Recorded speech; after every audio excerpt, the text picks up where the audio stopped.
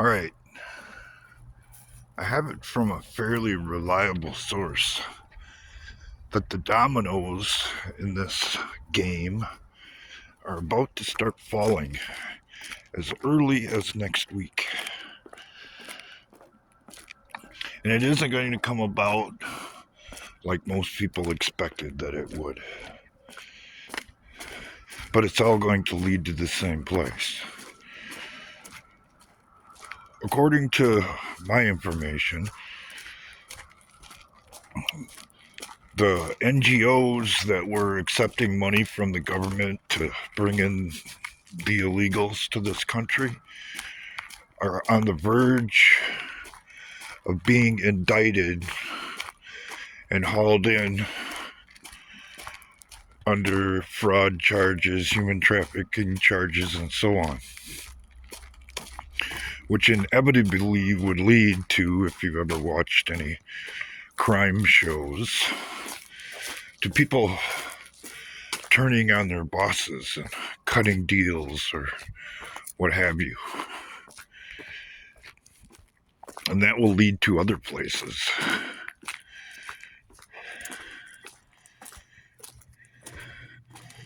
And that's what needs to happen. It's actually what we've all been waiting on, even if it isn't coming in the manner that we might have expected it to.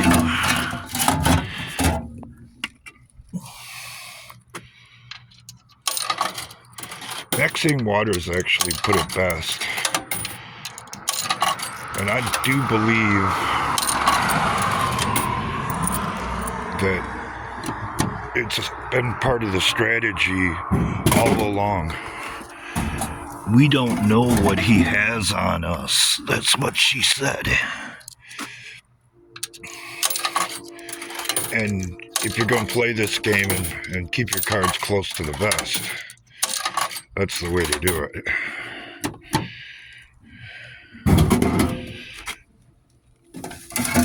Because one way or another, certain things are going to happen in order to clean up this mess, or it'll never be cleaned up.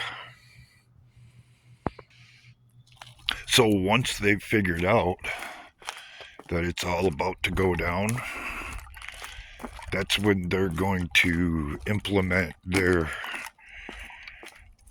what do you call it, exit plan or defense plan. And given the stakes and the consequences, ain't no telling where that's going to go. But more than likely, it's going to be centralized in the blue states and blue cities, because they're the easiest ones to manipulate, the easiest ones to take advantage of, and the easiest ones to throw under the bus when you need a distraction. Oh, one more thing.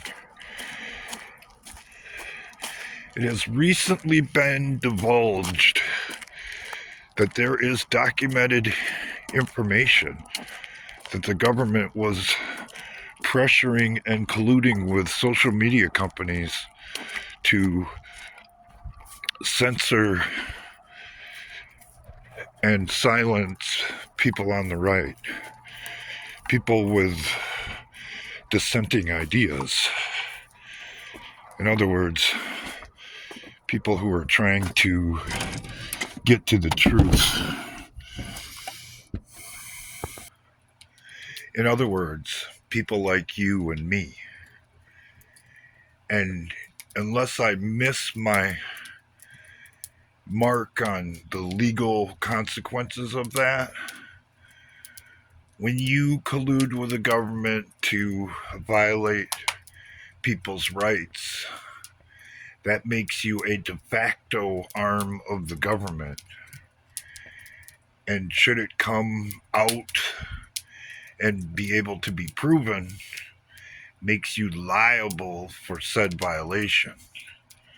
And it isn't just the people at the top who could end up on the hook liability wise. It goes all the way down to the lowest employee who was just following orders. Because in the end, if you violate someone's rights under the Constitution, you can be held responsible, not only with a jail term, but monetarily as well. And when that happens, I'll be more than happy to search through my videos and pull up a 3 to 5 year old video where I tried to warn YouTube and Google that that's what would happen. And I'll be more than happy to say, I told you so. So, pay attention, keep your head on a swivel, and if you live in one of these areas, you might want to think about taking a vacation. You might want to think about going to visit someone in another state or another town until things settle down.